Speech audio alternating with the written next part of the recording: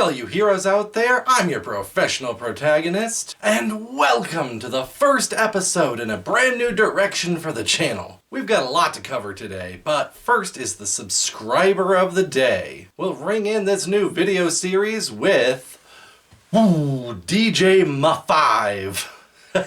Woo woo! And if you want to be subscriber of the day, remember you only need to be two things.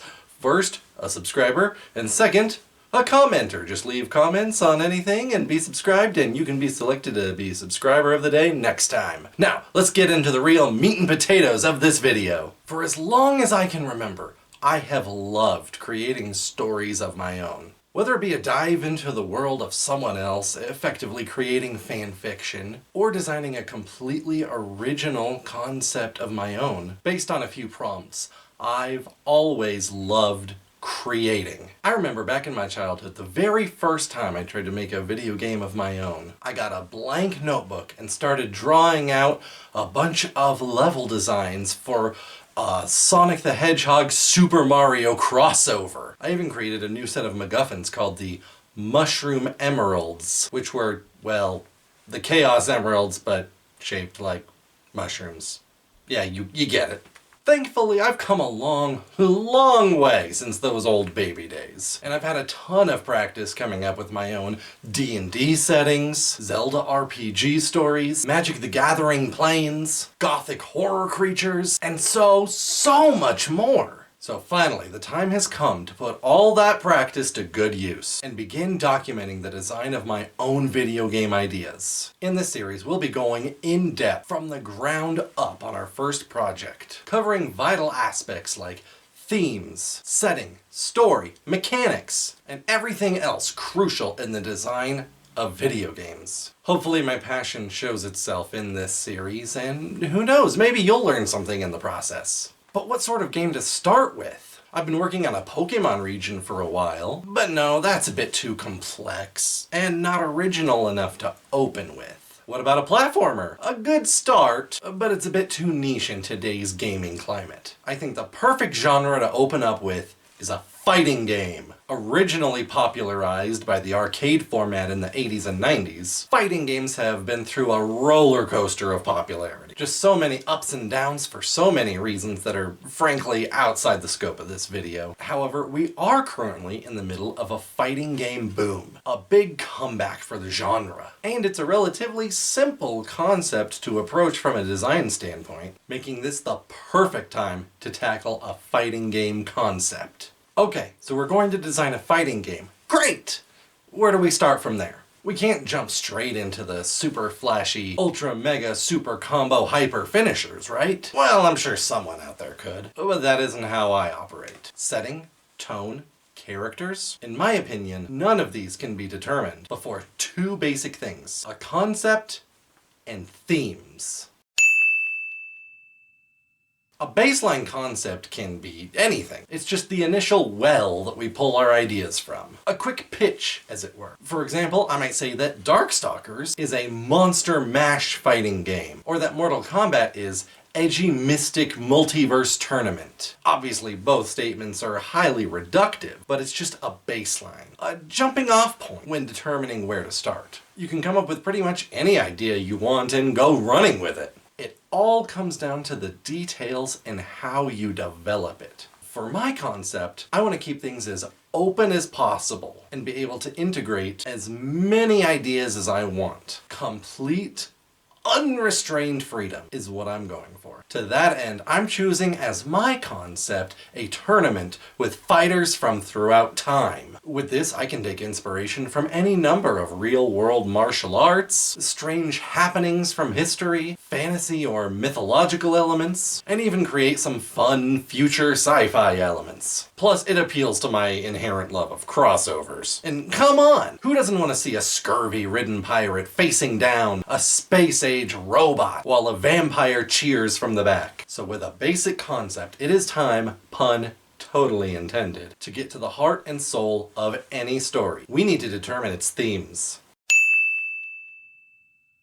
Alright, themes! I've always been a fan of rock guitar myself. It always gets me so pumped! But wait, isn't it a little early to start writing theme music, I hear you asking? And yes, but that's because we're not talking about musical themes, we're talking about literary themes. In literature, themes are defined as the main ideas or underlying meaning of your story, conveyed by the characters, setting, plot, or any combination thereof. A theme can be a simple moral, such as racism is bad, or in more complex stories, it can be a larger, more open-ended discussion or exploration of some concept within humanity. However simple or complex you go, the theming is the heart of the story. Since this is a fighting game that we're making here, the story isn't usually considered the main draw. It's not usually a high priority, unless your name is NetherRealm Studios. That said, I'm always going to focus more on story than not, because that's just who I am and what I like. You want to make sure that the kind of story you want to tell can fit with the concept that you've come up with. After all, you're going to have a difficult time telling a story that's all about exploring class inequality in a setting like Earth in Star Trek. That's why they always have to trek those stars to find other civilizations that have issues in order to tell those kinds of stories. Since I've kept my concepts so open, there's not much that I have to worry about in terms of theme restrictions. The concept of time itself is a wonderful and existential theme to explore, not to mention the plethora of opportunities that it can open up all on its own. So that's a good place to start. The existential nature of time itself. Related to that, I also want to explore themes of legacy and ambition. Depending on the details, I could focus on the futility of ambition and legacy against the infinite march of time, or how one's legacy can persevere despite our time being gone. There's a lot of directions I can take it. And now that I have some themes that I am looking to explore, it's time to look into how exactly that will work. It's time to outline the story. We don't need to figure out all the details right here and now. After all, writing is a process. However, we do need an idea of how we want the story to go. We need to know how it starts, where everyone is and what they're doing, what event happens to shake up that status quo, and our ultimate destination, the endpoint or the conclusion to this whole shebang. As I've said before, since this is a fighting game, there doesn't need to be a ton of details or a big epic dissertation of events. We'll start with some bullet points and expand at a later time once we've fully developed our characters in greater depth. The first point to determine is how a bunch of fighters from throughout history are going to get together and meet for this brawl. Should it be some sort of accident?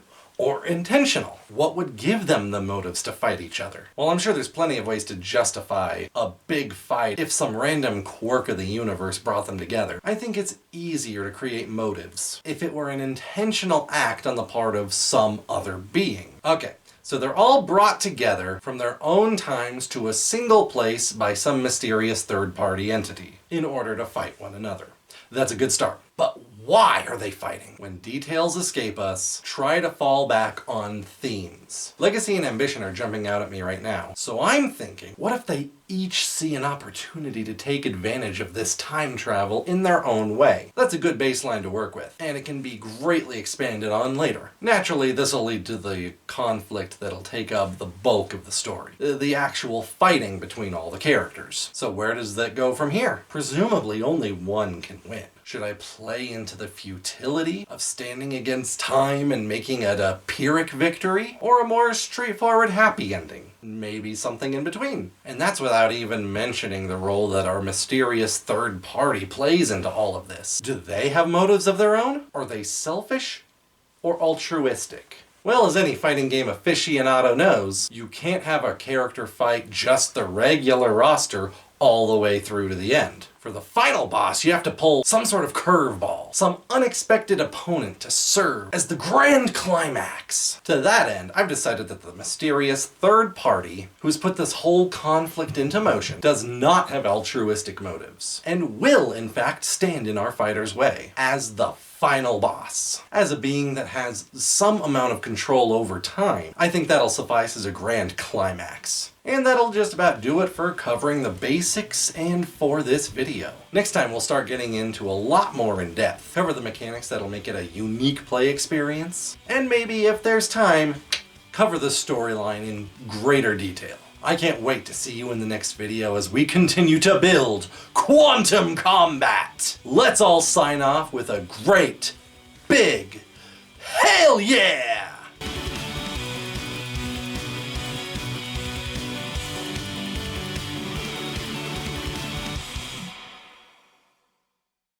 If things don't improve, we're going to die, Captain. The storm is too rough. We won't make it. Whales.